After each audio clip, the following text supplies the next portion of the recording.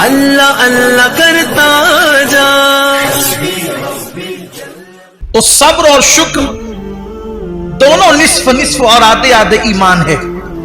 اور صوفیہ کی زبان میں یہ کہیں کہ انسان کی زندگی کی گاڑی کے دو پہیوں کا نام ہے، ایک کا نام ہے صبر اور ایک کا نام ہے شکر۔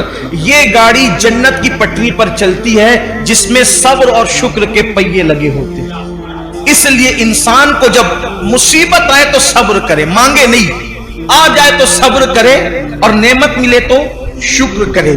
تو آج ہمارا عنوان مصیبتوں میں کیا حکمتیں ہیں، لیکن اس کی شرط ہے صبر۔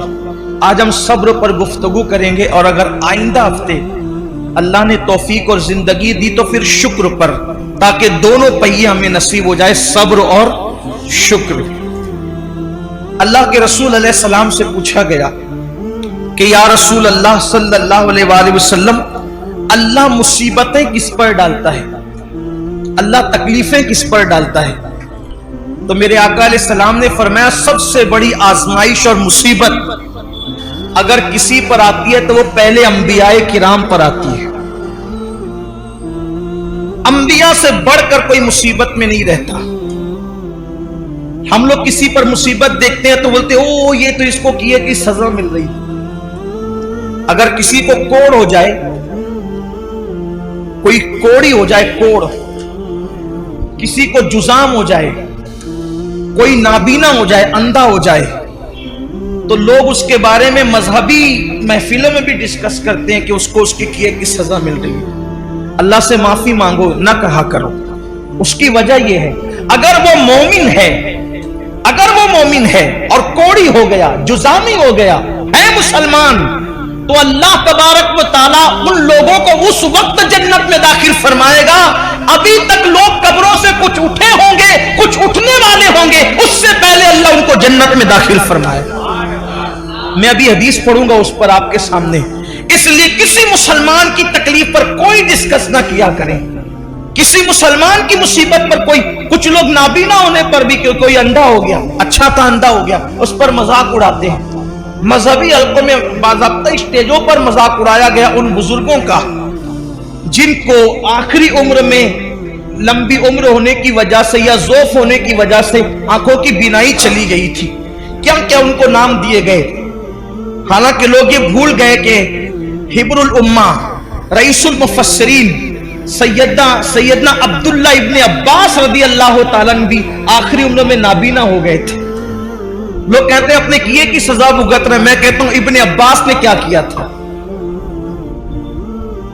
حضرت جابر ابن عبداللہ انصاری جن کے گھر حضور علیہ السلام کی دعوت مشہور ہے، آخری عمر میں وہ نابینا ہو گئے تھے۔ کئی صحابہ کے نام لیے جا سکتے ہیں جو آخری عمر میں نابینا ہو گئے تھے، لیکن یہاں تو بس علم نہیں ہے، بلکہ اگر کچھ پڑھا، ہم نے کچھ پڑھ بھی لیا ہے تو ہمارے علم پر ہماری جہالت غالب آتی ہے۔ کسی بھی مسلمان اور مومن کو تکلیف میں دیکھو، ہم نے کوئی اس پر ڈسکس نہیں کرنا، بس یہ دعا کرنا اللہ اس کی مشکل آسان کر دے اور ہمیں اس مصیبت سے بچا لے۔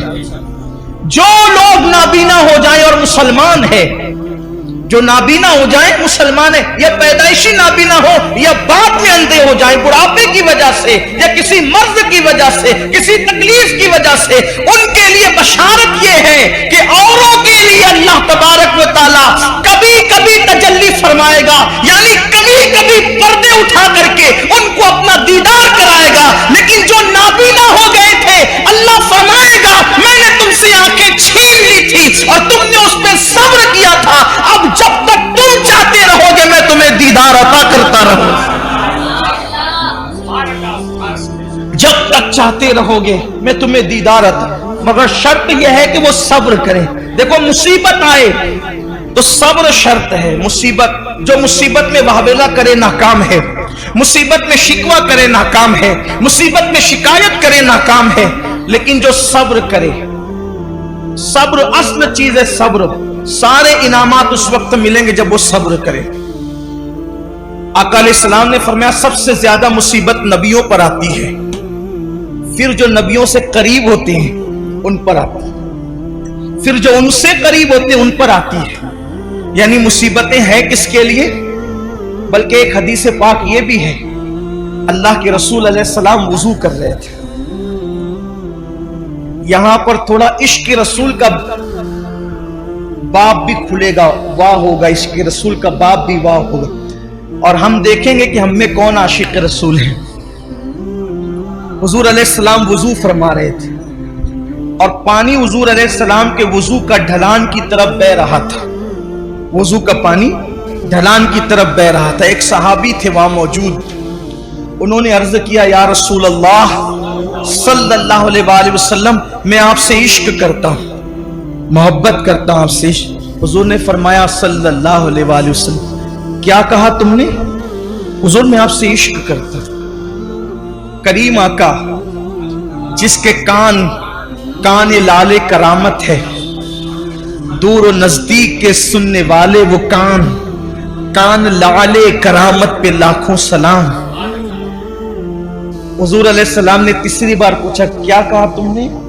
حضور میں آپ سے عشق کرتا ہوں۔ آقا فرماتے ہیں تو اگر تو واقعی مجھ سے عشق کرتا ہے تو مصیبت اور آزمائشوں کے لیے تیار ہو جا، کیونکہ جو ہم سے عشق کرتا ہے اللہ اس پر مصیبتوں کے دروازے کھول دیتا ہے، اللہ اس پر تکلیفوں کے دروازے کھول دیتا ہے۔ ہم سے محبت کرنے والوں پر آزمائش اور مصیبتوں کے دروازے اتنی تیزی سے کھلتے ہیں اور مصیبتیں اس کے پاس اتنی تیزی سے بھاگ کر آتی ہے، جیسے یہ وضو کا پانی تیزی سے ڈھلان کی طرف گر رہا ہے ویسے مصیبتیں تیزی سے اس کے پاس آتی ہے۔ اب آپ مجھے بتائیں، جب ہم عاشق ہی بنے ہیں، جب ہم نے عشق کا دعویٰ ہی کیا ہے تو پھر ہم مصیبتوں سے گھبراتے کیوں ہیں؟ ہم بلاؤں سے گھبراتے کیوں ہیں؟